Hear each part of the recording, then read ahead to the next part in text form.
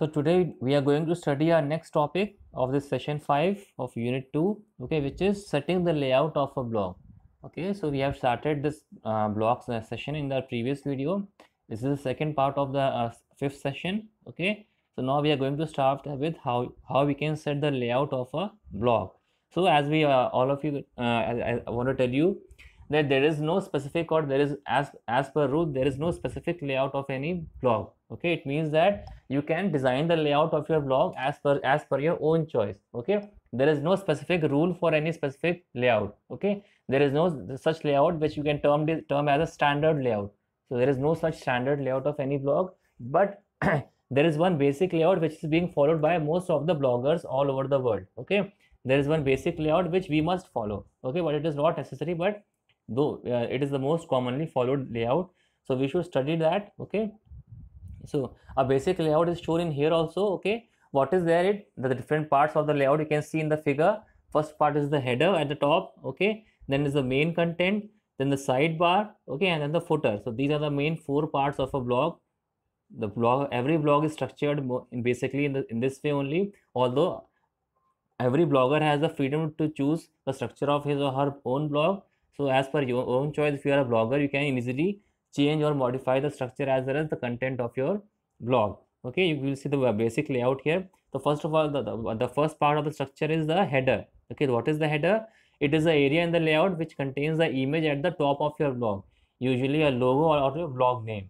It shows the first impression to the blog. So header, as you all know, what is actually there in the header, all of us know that header is used for containing the title of any document, or if you are having a presentation, then it contains the title of the slide. Okay, similarly in the case of blog, the header will contain the name of the blog, because the blog name will be the title of the blog. Okay, so that should be the header should contain the blog name. It can also contain your logo, like for example, many companies or many organizations use their own logos. Even individuals can also use their logo if they wanted to make it a brand, or if they wanted, if they want their logo for authentication purpose, you can say. Okay, authentication purpose also people use the logo, because logo provides the readers with the authentication that this is the authentic blog. Because what happens, if once you become popular, then many people may also try to copy your name.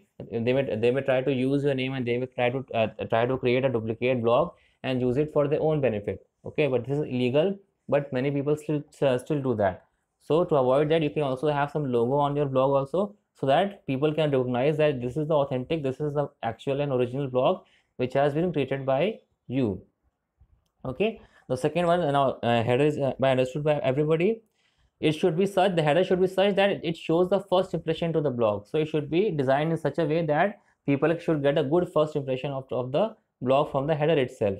Now second one is the main content area.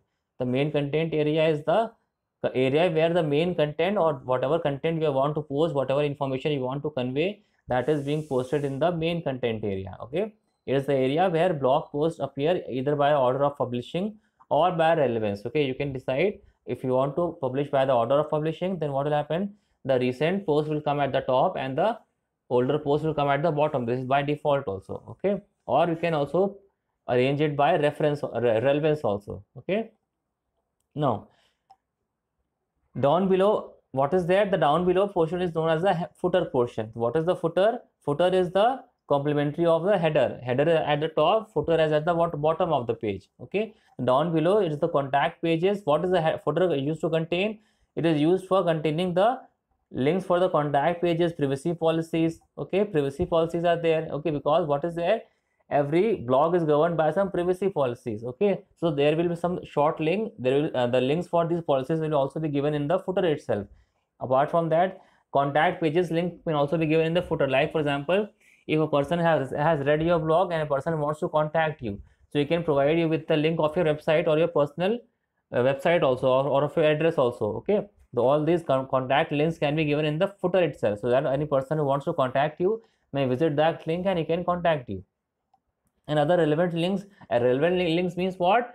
Those links which are relevant to the document or the blog which you are posting. Okay, those links which are relevant to the content of your blog. Okay, those links also you can post in the footer there. Okay, neatly arranged in all these things are neatly arranged in a footer. Okay, Then what is the sidebar?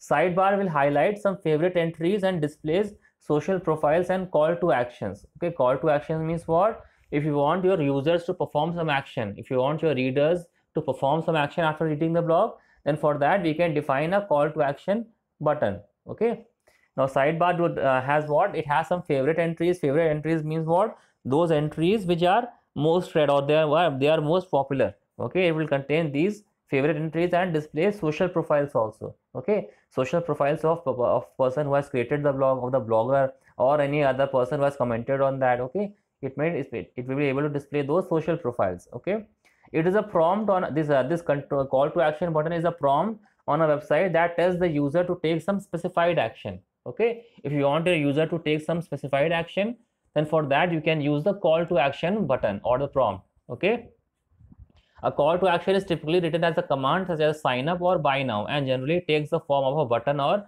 hyperlink. Okay, it is typically written as a command. Okay, like what it could be there, it could be sign up. You could tell your user to sign up for some into a sign up into some account, or you can buy something also. If you are posting a commercial blog, you are trying to promote something, you are trying to advertise some product or services, then you can also give a link for buying that also. Okay, these are all call to action prompts or buttons. Okay, for example, on a general blog, like informative blog, what you can see, the CTAs or the call to actions might look like read more articles. Okay, sign up for a newsletter. Sign up for a newsletter means what? Whenever you post some new blog, they will be informed with a mail. Okay, and a notification, or you can say a newsletter will be sent to the people. Okay, newsletter is actually it's not just a notification. A newsletter is the summarization of many of the content which is being posted on your blog. The newsletter means what? In the form of a newsletter, at regular intervals of time, some mails will be sent to those persons, some messages and some mails will be sent, and users will be informed about the recent activities and updations in your post. It might be a summarized view of the content in your blog also. Sometimes you may want to summarize the content and the updations in your blog, and you may send a summary to the persons in the form of a newsletter. Okay, support your sponsor. You can also support the sponsors also. Okay, if there are some persons who are sponsoring your blog, they can also call the people to support them also. Share on social media. Okay, you can also provide the links for sharing it on social media. All these are different call to action prompts which are present on the blog. Okay, so what is the definition of a call to action? The call to action button is a piece of text, sometimes combined with an image, that tells your audience what you want them to do next after reading your blog. It is acting as signpost on a web page. Okay, whereas this I have told you, this is in the case of a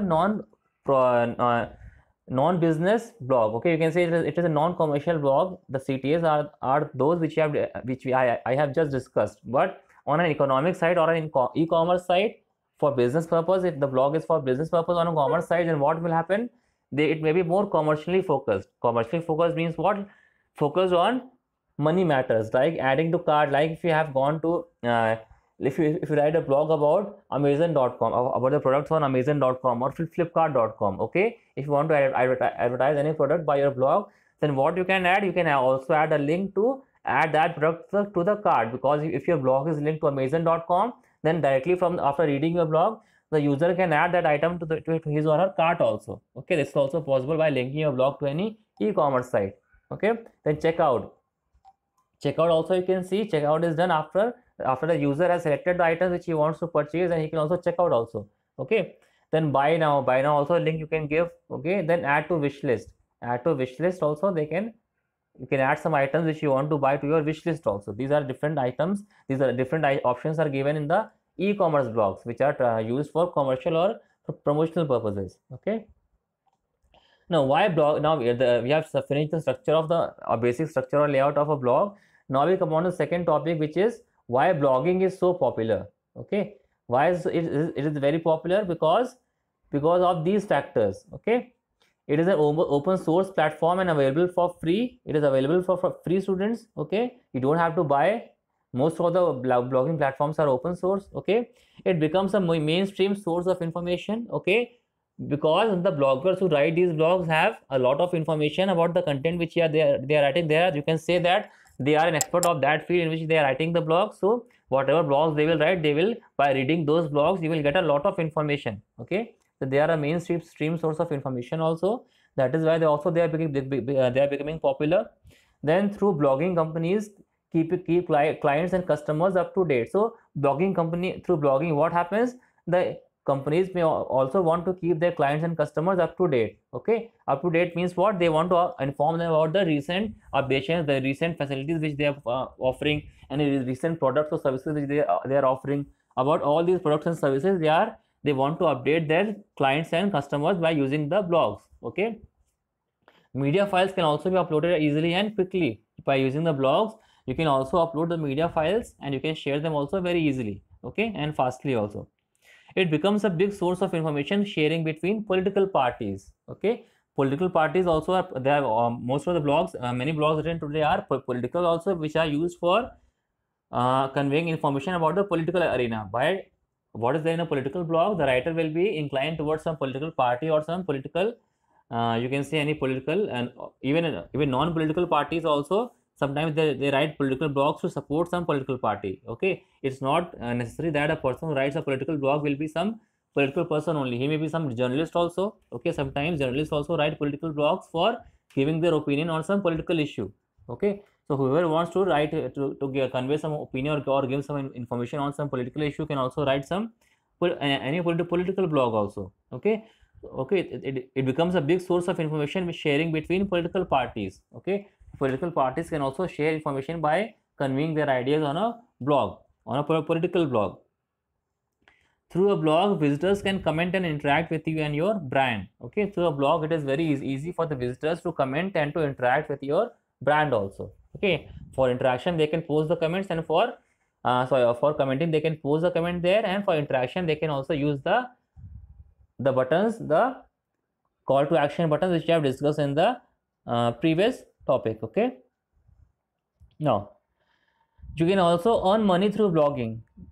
Blogging is one thing that if your blog becomes popular, and if you start getting a lot of hits, if you start getting a lot of views on your blog, then what happens, you can also start earning money also. Okay, because what happens when your blog becomes very popular and a lot of readers are a lot of viewers are viewing your blog. Okay, then what will happen, you can post ads of some companies also on your blog. Then these companies will pay you for hosting their ad on your blog. In this way also you can make money. Similarly, many blog hosting sites also offer money to those people whose blogs are widely read, whose blogs are very popular.